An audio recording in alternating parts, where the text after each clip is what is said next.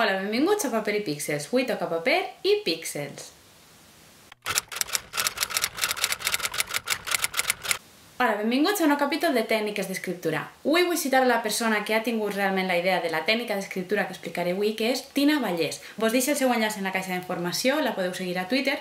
Jo la seguisc a Twitter i un dia va penjar una imatge que em va donar la idea d'utilitzar-ho com a tècnica d'escriptura.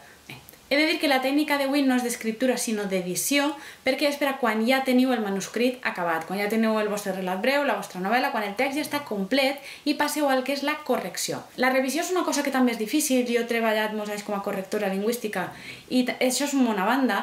N'hi ha molta gent que pensa que una vegada l'obra ja està acabada ja està, que ha d'estar, que no s'ha de tocar cap coma, però la revisió és molt important i n'hi ha moltes maneres de fer-la. És molt difícil decidir què es lleva, què no es lleva.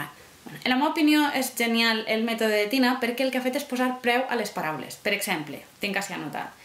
Els verbs valen 1 euro, els substantius valen 2 euros, els adverbis valen 3 euros i els adjectius en valen 10. He de dir que després ella i jo ens vam escriure en el nostre timeline de Twitter i jo li vaig dir que trobava que els adverbis havien de valdre més i ella em va dir que es referia als adverbis en general. I posarem un preu per als adverbis en general i un altre preu bastant més car per als adverbis acabats en ment.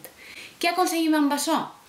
Que a mesura que anem escrivint, si anem recomptant, fem com una factura. Som autònoms, ens fem la nostra factura del que ens ha costat escriure al final. I es tracta d'eliminar les paraules més cares.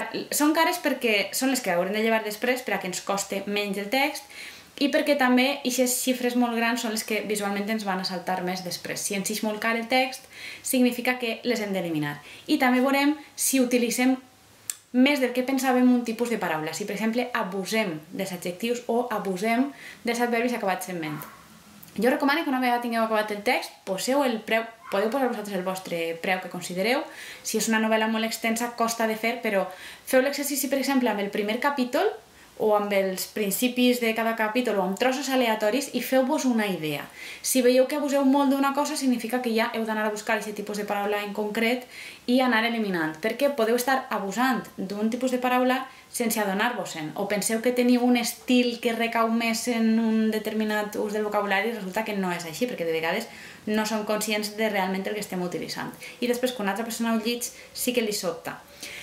És una manera molt visual d'editar, ens ajudarà a eliminar sense mala consciència. Es tracta de pensar que esteu pagant per aquestes paraules, de manera que si no voleu que vos coste una ronyonada editar un text, publicar-lo, el que heu de fer és que vos coste més econòmic. És una manera molt visual i efectiva d'eliminar el que sobra en un text o de comprovar si abusem massa de determinades paraules. Per tant, gràcies Tina per la idea. Jo penso aplicar-la al pròxim que acabe perquè vull comprovar si realment escric com jo pense que escric i perquè pense que m'ajudarà bastant a l'hora del procés d'edició de la novel·la quan estigui acabada. Si heu utilitzat aquesta tècnica, si no, si vos pareix una bona idea i l'apliqueu, deixeu-m'ho com sempre en la secció de comentaris.